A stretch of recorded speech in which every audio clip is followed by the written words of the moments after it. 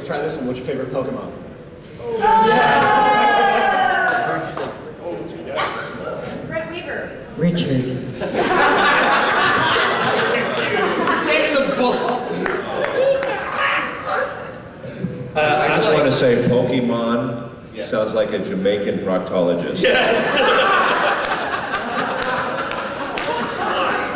Just any Pokemon that Rachel Lillis did the voice of. That's my favorite. Because I like Rachel Lillis. I like Mudkips.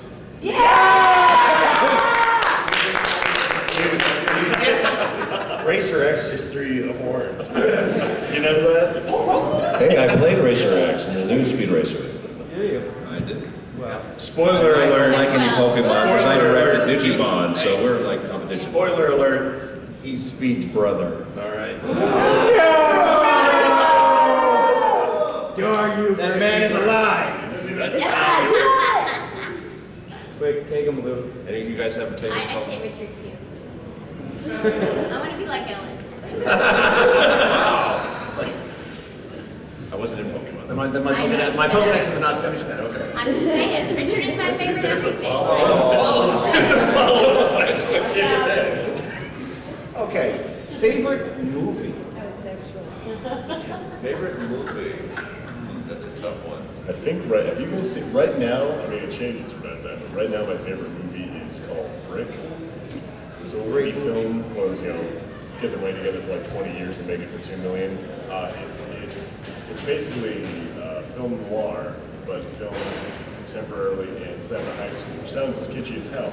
And the kids are using the old pulp noir patois, and it works because they commit to it. It's not a gimmick.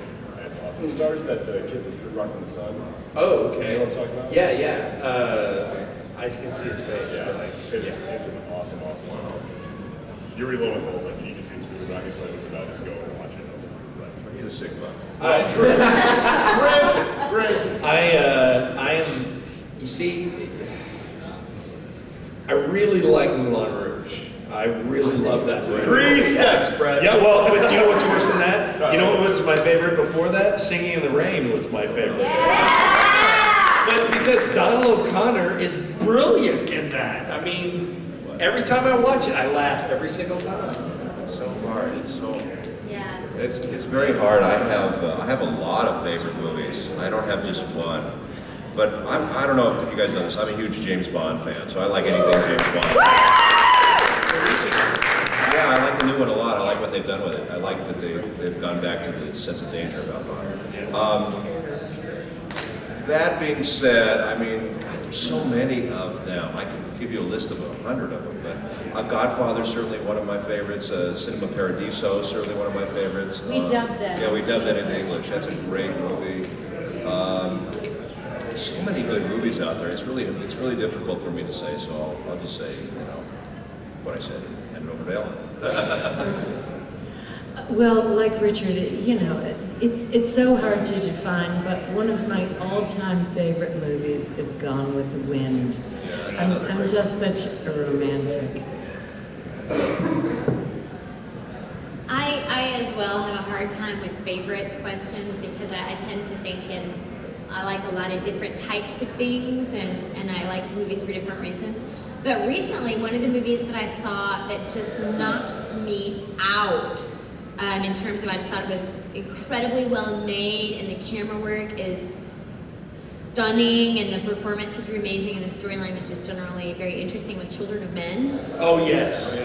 I mean, there's one whole scene when they're in the car where I was like, where's the camera? Yes. Where is the camera? And how are you doing that? And the whole scene at the end as well. Yeah, the whole camera work is just out of this world.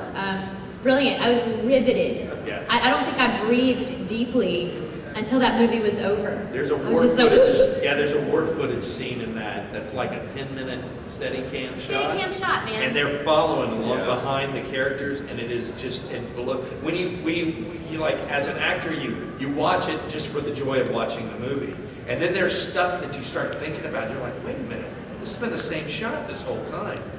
How the hell did they do that? Or there's a special effect that they had to do, like they had to do frame by frame to fix it. It's like, God, how did they do that? That's amazing. Well, you know, and you notice that more and more because if you've seen older movies, you know, you'll really see that the camera was stationary a lot more, and they made actors memorize lines, because you will see that it'll be a one shot, and they're both there and they're just having a conversation. Where today you'll have a bunch of different cameras on them and it's heavily edited, right? So now when they did movies more like plays, right, and now they're being done with like ADR with just single loops. Yes. I just thought of two more that I like. King of Hearts. I don't know if you guys have ever seen that with Ellen Bates. It's a great movie. Yeah. And one other great movie is The Man Who Would Be King. Oh, yes. Sean Connery and Yes, Michael Caine yes, and yes, Christopher yes. Plummer. It's an amazing movie. If you guys never seen it, it's a great movie. So there's just so many. Sean Connery. Yes, of course. I'm delighted to be here. Well, if you have to, I can just talk to them if you need to step out for a minute. Could you? Could you show us how you would? They give me a double block of time. Here's my question. Could you show us what it looks like when you leave the room to go pee? Which means that you can go pee. Yeah, you can go pee if you want. Thank you, honey. Thank you for permission. Will you text me while you're in the bathroom? Like Greg Ayers does to Lucy? Yeah, I left my phone in my purse. We'll take a brief intermission. Let's all watch it leave through.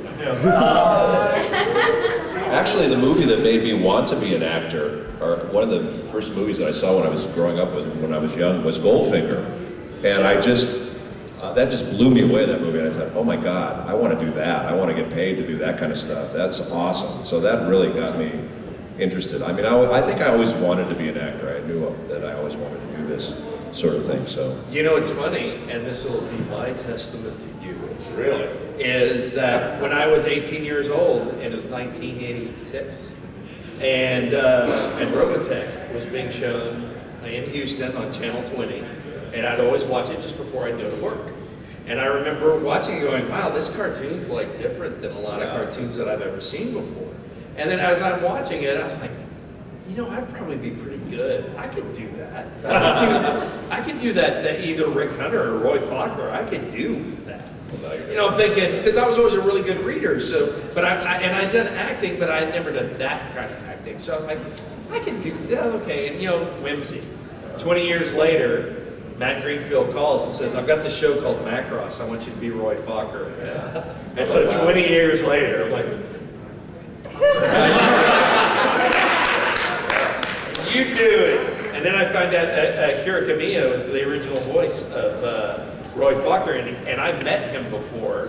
He's hilarious, and I ended up writing him a letter saying, hey, I was just in the studio recording and I heard your voice, and it's really awesome that I get to kind of do a show with you after all these years of us knowing each other. And he never wrote me back.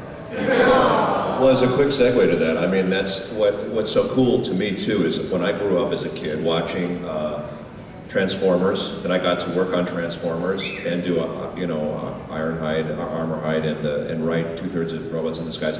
And I saw Gigantor as a kid, and I got to write on the new Gigantor. I saw Speed Racer when I was a kid, I got to work on the new Speed Racer. So for when you're a kid and you're watching these shows, and then all of a sudden you're working on these new incarnations of these shows, it's really cool. So that was a really neat thing for me. If you could cosplay any one of the characters that you've done, what would it be? If the costume was made for you, if you're worried about it happening. Well, I mean, this is assuming a great number of things. Like I have cosplays. Assuming I could do it well, it would have to be George from Paradise Kiss, because that would mean that I'm like fit and suave and wearing nice tailored clothes, and that really just would be a moment to remember and capture on film, because it would never happen again. T-shirt in June.